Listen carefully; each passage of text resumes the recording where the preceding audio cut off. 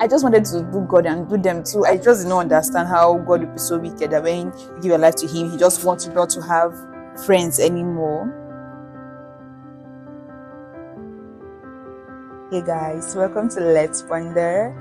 And on today's episode, we have Paul Akinire. Nice to have you here. Thank you so much. Yeah, so this is the first time actually I will be featuring someone on Let's Ponder, and I'm so excited to have you on board. It's my Paul. pleasure. Yeah, so do you want to introduce yourself briefly to the family? All right, my name is Paul. Like I said earlier, and I'm a business entrepreneur. So I major on books. I Okay. write. I also like video editing, graphic designer. So among other things. And, yeah, Wow. I think that's that for now. So as we all can see, Mr. Paul right here is a man of many crafts. Nice to have you. Thank So you so welcome much. to Let's Ponder. Today episode we'll be talking about the common experiences Christians face. I know that you're a grounded man of God. Yeah. Yeah. One thing I love about Paul is our conversations are always not those people that you have conversations with and you'll be like, this person is deep. Yeah. He's someone that's very, very grounded with the word. And I love his love for God and how his relationship with God really stands out and reflects in his daily living. So can you maybe share with us one of those things that Christians, especially those who gave their life to Christ, or you yourself as a believer, experience those struggles, those experiences you discovered you struggled with? Maybe if you had known a word or something, it would have helped you grow better or even be a better Christian at your early stage. All right. I will first talk from my own experience. Okay. I think what happened to me in my early life of Christian journey is, I think, pride and lack of knowledge. Okay. So as a child, I grew up in a Christian home whereby and I seem to be like this special child that started seeing some experience of the supernatural right Okay. from childhood, and so those experience and the way my parents, like mostly my dad, repeatedly tell me that this is who you are, this is who you are, and so growing up and with that experience and seeing something and those things coming to pass, has built this special kind of kid into me. Though I Sort of didn't feeling that that special feeling you had made you unequal with other children of God. Is it that kind of pride whereby a Christian feels that they're more special in God's eye compared to others? kind of, as I didn't notice that was it at my early age, Okay. but until I gave my life to Christ, I started having this struggle to when I see people that are kind of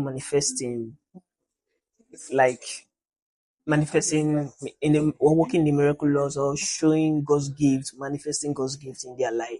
I started seeing that I started getting jealous, kind of, and trying to show that me too. You wanted to prove a point. Yeah, I'm trying to spiritual. prove a point, and glory be to God. Yeah, there are some things that were happening then. Okay. Uh Not that I stopped reading the word, not that I stopped praying, Okay. but when they said, uh, you are now trying to obtain things by works, not by grace again. Yeah. That was literally my situation now. Wow. So I now think what will make God talk to me more, what will make me get closer to God is when I pray, when I fast, when I read my word. Yeah, those things are important, but they are not really what really makes God, True. close to you. True. So I built that into my mind until I started. I think I can relate with that. Upbringing can actually also influence walk with God or us being Christian, it can actually be a struggle, especially the aspect of when your our parents see that we have sort of a more disciplined way of approaching spiritual things, and they want to feel like, oh, so this one has the anointing, this one is called by God, the other ones are not really called. And I had that mindset growing up, feeling like there are people that are special kids, and it wasn't really so much that with the things we do, we always knew those that are more positioned to this area and that. And it had always been works. And I going to a convent school. I went to convent school. It felt I had this. I was going to be a Raven sister kind of feeling with the way I had always wanted things to be okay. I Yeah. was morally brought up. Like my parents were very Exactly. intentional about how I was brought up. Yeah. Yeah, any sense of immorality, they always would shove me. And I believe one of the reasons why they took me to convent school was because of that. They wanted to preserve me from the world, but they didn't know. They didn't know. So I totally understand that. So I get that. Also the pride of when you actually have maybe those. It's just funny how people thought I was very, very spiritual in secondary school, but then I had not given my life to Christ. Exactly. When I tell Exactly. them that I actually became a Christian in my first year in university, when I made the commitment to be in a relationship with God, they doubt me. They are surprised. They're like, oh, you have been morally upright this month. But the shift beyond then, between then and after I gave my life to Christ, was the fact that before then, it was just works. It was just pride in my flesh, in my works, Yeah. and not actually in God. Yeah. Yeah. And I believe Exactly. that had also delayed my relationship with God, only growing as I should as a believer. So totally understand. So this video doesn't go long. What will be the last one? Well, the last one is like I said. I briefly mentioned it. Lack of knowledge, because it still boils down to trying to do things by work. You know, performance. True.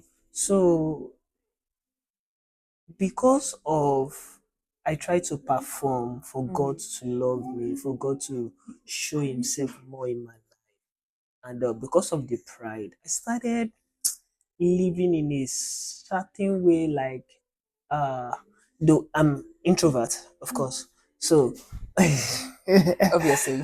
but it made me to just think at some point, because of what I've experienced with God and everything, I just believe I can just do things the way I want it. Like what I know is what I know, you know. Uh like living in this my world kind of totally Self my world, confidence. We could say that, we could call that self-confidence. too much self confidence. Yes, yes. So, uh, at some point, God helped me to meet some people that really let me know that, guy, you need to bring down your pride. And they are telling me to my face that you are really wise, because yeah, one of the thing I always pray is wisdom and all that, and I try to, yeah. But they say you are, they will say like, yeah, you are really wise, but pride is, pride is like foolishness.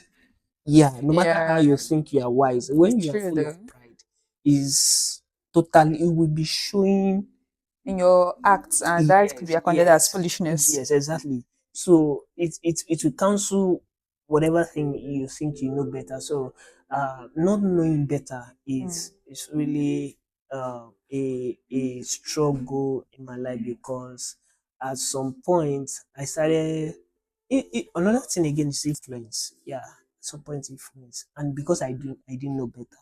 I think it is what I know and what I want is what is the best thing to do, or is the right thing. Whatever anybody is saying does not matter or does not count. So, but God helped me out of those things. And the one truth is that I've come to realize that I have not yet fully grown. I am in the journey Journey of of growing. growth. So no matter what achievement, no matter the achievement, no matter the level I've attained, there's still more. Yeah. So I've come to realize that, and I've come to accept that. So I don't really see myself as has arrived, no Yes. matter what. Thank you very much, Mr. Paul. So, just to wrap up, I think one thing that actually made me one struggle I actually had as a believer was separation. You know, the whole when you give your life to Christ, separation comes in. I just did not understand how God would be so wicked that when you give your life to Him, He just wants you not to have friends anymore. But it's not as if merely give your life to Christ, be like, don't follow this. It might happen for some people, but in my own case, it's just the fact that people that I called friends or people that were very close to me, that were my bosom pals, all of a sudden, my association with them became. I started this. I just knew that. What are you even doing with this person? You don't align. So it wasn't more of like automatic. Just the fact that God begins to renew your mind, and it's either you separate yourself from those people or you won't be able to grow. In fact, I struggled with separating myself from those people because I just wanted to do God and do them too. I am like, God, maybe you could just save them so I could be with them. But yeah, God is like, He can't totally man has self-will, and in their own accord they give their lives to Christ. So I can't just me, that was a selfish prayer though.